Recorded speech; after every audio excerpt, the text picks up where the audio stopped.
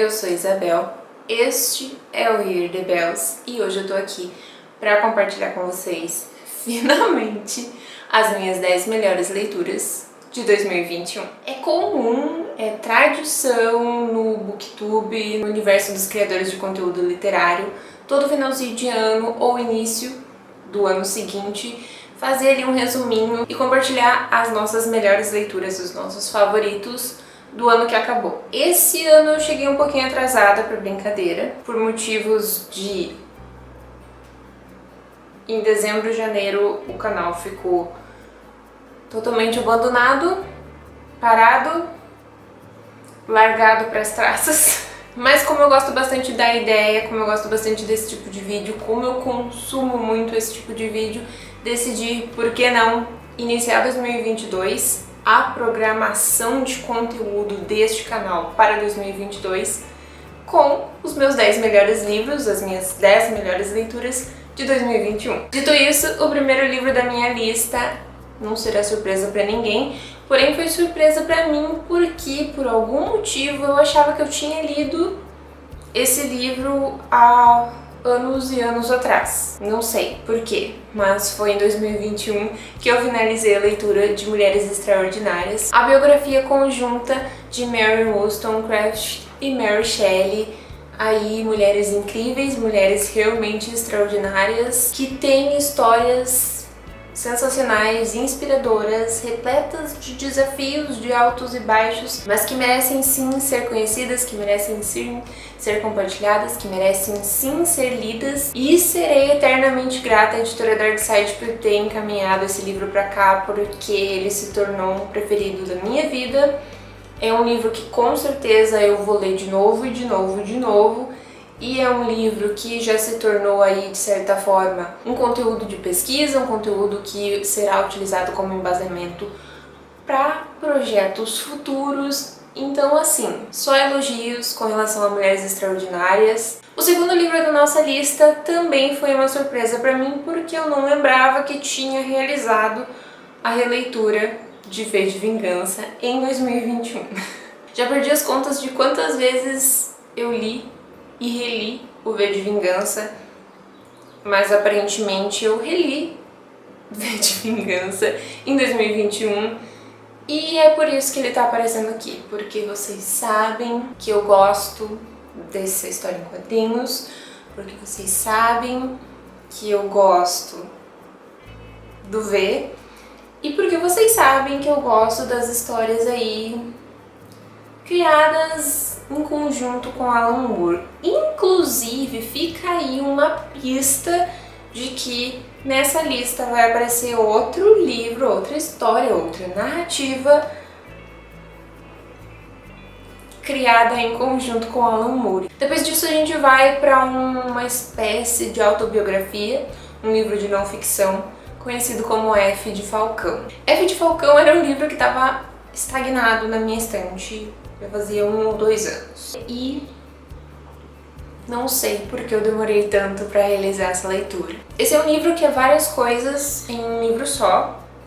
E é bacana você saber disso porque ele não é somente uma coisa. Muitas vezes ele é vendido como uma história de uma mulher, a escritora do livro, a autora do livro, com relação ao luto, mas esse livro não é somente isso e ele não se limita a isso. Aqui a gente vai conhecer muito sobre falcoaria, a gente vai conhecer um pouco de uma história específica de um falcoeiro duvidoso, polêmico, mas aí interessante também. Vamos conhecer um pouquinho da história da escritora, com certeza, e também da relação dela com um certo falcão, uma espécie que eu já esqueci o nome, mas é uma espécie ali razoavelmente difícil de treinar e que ela resolveu que ia treinar, ia dar um jeito e era isso.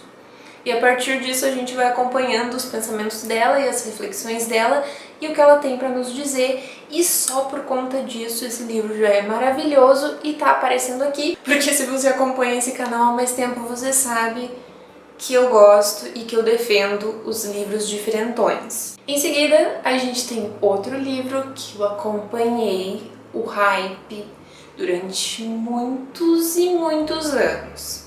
desde que ele foi lançado lá fora até o momento em que ele chegou no Brasil. E sempre as pessoas falando bem, e sempre as pessoas comentando, e sempre as pessoas indicando.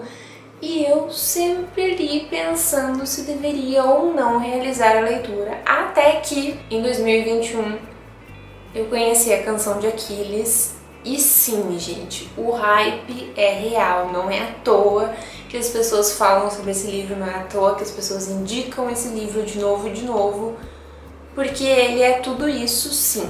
Inclusive, ouso dizer que é muito melhor, infinitamente melhor do que Circe, outro livro da escritora, que inclusive foi um livro que ela lançou depois de A Canção de Aquiles. Então assim, A Canção de Aquiles é amor, você precisa ler. É uma espécie de releitura, embora não seja necessariamente uma releitura ali da Odisseia? Guerra de Troia? Não sei qual foi a história original, mas de algum ali mito, história grega clássica. O que a Madeline Miller faz aqui é juntar as peças da narrativa escrita por Homero e preencher lacunas e contar a história sob a perspectiva do Aquiles e do outro personagem que eu esqueci completamente o nome, mas que é o protagonista que vai narrar essa história, que é simplesmente maravilhoso, simplesmente fenomenal. Você precisa ler. Coloque A Canção de Aquiles nas suas metas de leitura para 2022, porque eu tenho certeza que você vai gostar. Saindo da Grécia, a gente vai para uma área, para um campo, para um universo literário todo específico que não será surpresa para ninguém, que foi uma das minhas melhores leituras de 2021, sim, que é Frankenstein. É a quinta ou quarta ou sexta ou não sei qual vez que eu releio Frankenstein.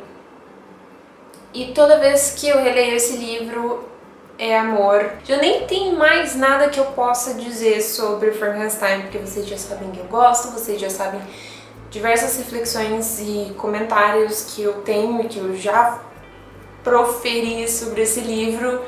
Mas aí, Frankenstein foi lido em 2021, foi o livro que deu ali o pontapé pro nosso clubinho ali, pro nosso grupo de leituras coletivas. Essa leitura especificamente foi uma leitura especial porque eu tive muitas pessoas conhecendo Frankenstein, descobrindo essa história comigo. No caso, ela já era velha conhecida minha, mas muitas outras pessoas se apaixonaram pelo monstrinho mais querido da literatura. E foi graças a esse livro que hoje eu tenho aí um projeto, um grupo realmente de leituras coletivas. Estamos na terceira edição, partindo para a quarta, no momento aí em que eu gravo esse vídeo.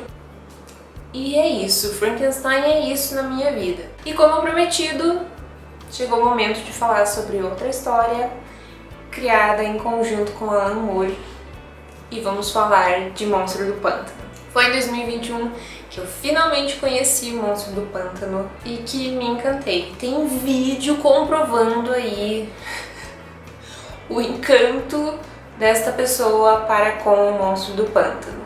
O Monstro do Pântano é sensacional. Se você tiver a oportunidade de realizar a leitura, não precisa ser daquela edição maravilhosa, porém cara, da Panini. Pode ser em outras edições ou até, sei lá, em arquivos digitais.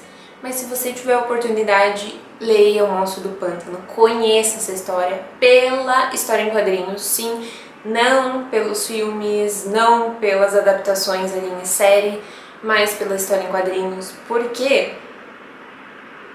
ela é fenomenal. É uma história em quadrinhos que vai se estendendo e vai pegando um monte de assunto e um monte de reflexão e um monte de mensagem, e de alguma forma dá certo, e de alguma forma funciona. E vale muito a pena conhecer aí esse, ouso dizer, clássico personagem dos quadrinhos.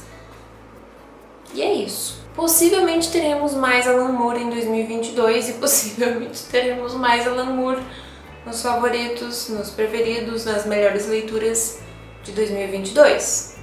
Possivelmente.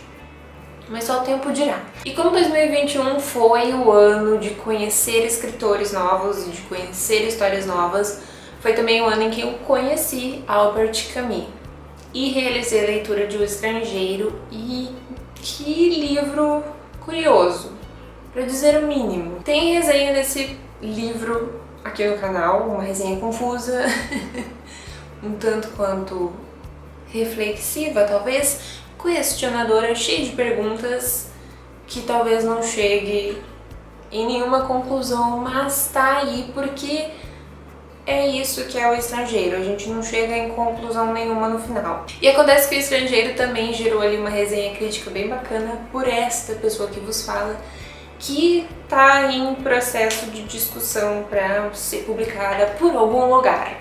Não sei por qual lugar, mas quero realmente compartilhar as minhas reflexões confusas sobre esse livro com o mundo, porque o que é O Estrangeiro? O que é O Estrangeiro? Voltando lá pro início do ano, a gente tem outra surpresa, porque não lembrava que tinha finalizado esse livro em 2021. E a gente tem O Inverno da Bruxa, o terceiro e último volume da trilogia do Rouxinol, Winter Night, não sei qual que é a tradução. Que também é uma trilogia ali conhecidíssima fora do Brasil, muita gente leu, muita gente gosta, muita gente defende, muita gente se apaixonou. É uma trilogia de fantasia que, curiosamente, não vai ali para âmbitos, universos razoavelmente conhecidos dos amantes da fantasia. Aqui a gente vai ter uma história muitíssimo pautada na mitologia e no folclore eslavo ali da Rússia, Polônia talvez, desses países. Foi uma história que eu acompanhei muito nos canais gringos, que eu vi muita gente defendendo, muita gente indicando, mas curiosamente aqui também não vi muita gente falando. Talvez as capas não facilitem o trabalho de indicação desse livro, desses livros, dessa trilogia, mas a gente tá aí indicando de novo, porque vale a pena sim. A penúltima leitura da nossa lista é nada mais, nada menos do que Arlindo. Arlindo, como vocês já sabem, porque eu sempre conto essa história, chegou por aqui como uma aposta. Esse foi um financiamento coletivo que eu participei, que eu não sabia nada sobre. Não fazia ideia de quem era Arlindo, não conhecia o trabalho da Ilustra Lu, mas quando eu vi aquela carinha amadinha aparecendo em algum lugar, não sei se foi numa newsletter, não lembro onde foi que ele apareceu, decidi apoiar a publicação e que bom que eu apoiei a publicação e que bom que Arlindo chegou aqui, porque foi sim uma das melhores leituras de 2021, foi uma leitura leve e um pouquinho pesada. Foi uma leitura divertida, foi uma leitura que quando chega no final a gente fica com o coração quentinho e é uma história em quadrinhos que eu gostaria que mais e mais pessoas lessem e que mais e mais pessoas conhecessem e que mais e mais pessoas indicassem, porque é um quadrinho nacional, é um quadrinho bem feito, é um quadrinho que trata de assuntos relevantes, de assuntos importantes que a gente precisa continuar debatendo. Arlindo é amor e é sobre isso.